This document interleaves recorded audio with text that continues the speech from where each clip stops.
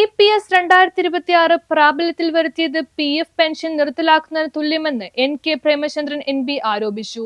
EPS 2026 പ്രാബല്യത്തിൽ വരുത്തിയത് PF pension നിർത്തലാക്കുന്നതിന് തുല്യമെന്ന് NK പ്രേമചന്ദ്രൻ MP ആരോപിച്ചു. 15,000 രൂപ പ്രതിമാസ ശമ്പളമുള്ളവരാണ് EPS 2026 പരിധിയിൽ വരുന്നത്. സുപ്രീം കോടതി അനുവദിച്ച ഉയർന്ന പെൻഷൻ സ്കീമിൽ നിന്നും തൊഴിലാളികളെ ഒഴിവാക്കാനാണ് തിരക്കിട്ട് EPS 2026 ജൂൺ 29 മുതൽ പ്രാബല്യത്തിലാക്കിയതെന്നും all India EPF members and pensioners forum Ernakulam PF ഓഫീസിലേക്ക് നടത്തിയ ധർണ ഉദ്ഘാടനം ചെയ്തുകൊണ്ട് അദ്ദേഹം പറഞ്ഞു. കർഷക പ്രക്ഷോഭത്തിന്റെ മാതൃകയിൽ തൊഴിലാളി പ്രക്ഷോഭം ഉയർന്നു വരേണ്ടതുണ്ടെന്നും അഭിപ്രായ വ്യത്യാസങ്ങൾ മാറ്റിവെച്ച് ട്രേഡ് യൂണിയനുകൾ ഇതിനായി രംഗത്ത് വരണമെന്നും പ്രേമചന്ദ്രൻ പറഞ്ഞു. സംസ്ഥാന പ്രസിഡന്റ് ജോർജ് സ്റ്റീഫൻ അധ്യക്ഷത വഹിച്ചു. BMSന്റെ നയമാറ്റം ആത്മാർത്ഥതയുള്ളതാണെങ്കിൽ പാർലമെന്റിലും പുറത്തും PF പെൻഷൻകാർക്ക് വേണ്ടി ശബ്ദിക്കുവാനും പ്രക്ഷോഭം നടത്തുവാനും അവർ തയ്യാറാകണമെന്ന് ജോർജ് സ്റ്റീഫൻ ആവശ്യപ്പെട്ടു. General secretary KP baby, KA Rahman, George Thomas, വിജിലൻ John, PJ Thomas, PK Jayamohan, HMS സംസ്ഥാന സെക്രട്ടറി ടോമി മാത്യു എന്നിവർ പ്രസംഗിച്ചു.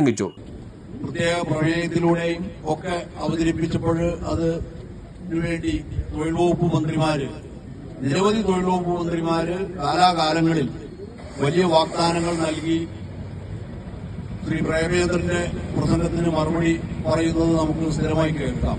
പക്ഷേ കാര്യമായ ഒരു ചലനവും ഇക്കാര്യങ്ങളിൽ ഭരണകൂടങ്ങളുടെ ഭാഗത്തുനിന്ന് ഉണ്ടാകുന്നില്ല. പാർലമെന്റിലെ പ്രസംഗങ്ങൾക്ക് മറുപടി പറയുമ്പോൾ സ്വാഭാവികമായിട്ടും അനുഭാവപൂർവ്വം മന്ത്രിമാർ പ്രസംഗിക്കും. പക്ഷേ NDA സർക്കാരിനെ സംബന്ധിച്ച് അത്തരത്തിലുള്ള നയപരമായ രാഷ്ട്രീയമായ ഒരു തീരുമാനം എടുക്കാത്തതുകൊണ്ട് തന്നെയാണ് പാവപ്പെട്ട പെൻഷനേഴ്സ് ഈ പോരാട്ടങ്ങൾക്ക് വേണ്ടി മാത്രം പെൻഷൻ പറ്റിയതിനു ശേഷം നിരന്തരമായി രംഗത്ത് വരുന്നത്. അത്തരം സാഹചര്യത്തിൽ ഇനിയും ഈ പ്രക്ഷോഭം തുടർന്നു പോകുമ്പോൾ ഇപ്പോൾ നമുക്ക് അടുത്തിടെ കേട്ടു BMS പ്രക്ഷോഭ രംഗത്ത് വരുന്നുവെന്ന്.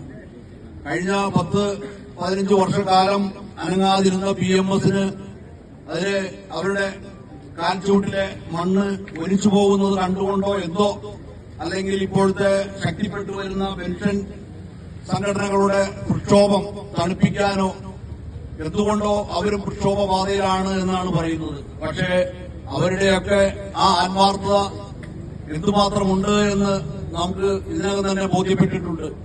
CBTയില് BMSനും അതുപോലെയുള്ള ട്രേഡ് യൂണിയനുകൾ CITUവിനും AITUCക്കും ഒക്കെ പ്രാതിനിധ്യമുണ്ട്. നിർഭാഗ്യവശാൽ ഇപ്പോൾ INTUCക്ക് അവിടെ പ്രതിനിധിയില്ല, UTUCക്ക് പ്രതിനിധിയില്ല. പക്ഷേ 1/3 ട്രേഡ് യൂണിയൻ പ്രതിനിധികൾ മാനേജ്മെന്റിന്റെയും അതുപോലെ സർക്കാരിന്റെയും ഒക്കെ വാക്കുകൾക്ക് തലകുലുക്കി സമ്മതിച്ച് പോന്നുകൊണ്ട് പുറത്തു വരുമ്പോൾ തൊഴിലാളികൾക്ക് അനുകൂലമായി പ്രസ്താവന പുറപ്പെടുവിക്കുന്ന കാപട്യമാണ് നിലനിൽക്കുന്നത്. ആ കാപട്യവും ജനങ്ങൾ തിരിച്ചറിഞ്ഞുകൊണ്ടിരിക്കുകയാണ്. അപ്പോൾ തികച്ചും സത്യസന്ധമായ നീതിക്ക് വേണ്ടിയിട്ടുള്ള all India EPF members and pensioners ഫോറത്തിന്റെ സമര പോരാട്ടങ്ങൾക്ക് വരും ദിവസങ്ങളിലും കരുത്താർജിച്ച് മുന്നോട്ട് കൊണ്ടുപോകാൻ നമുക്ക് കഴിയണം. അതുമാത്രം സൂചിപ്പിച്ചുകൊണ്ട് ഈ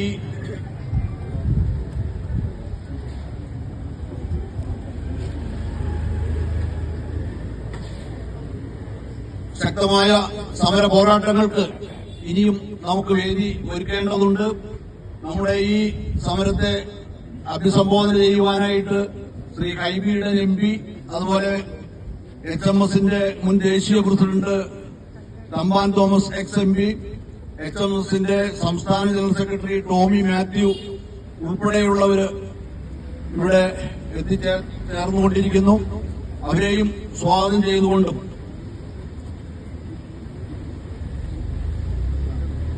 ഈ സമരത്തിന്റെ ആമുഖ പ്രസംഗം നടത്താൻ ശ്രീ KA റഹ്മാനെ ക്ഷണിക്കുന്നു. News bureau, Kochi.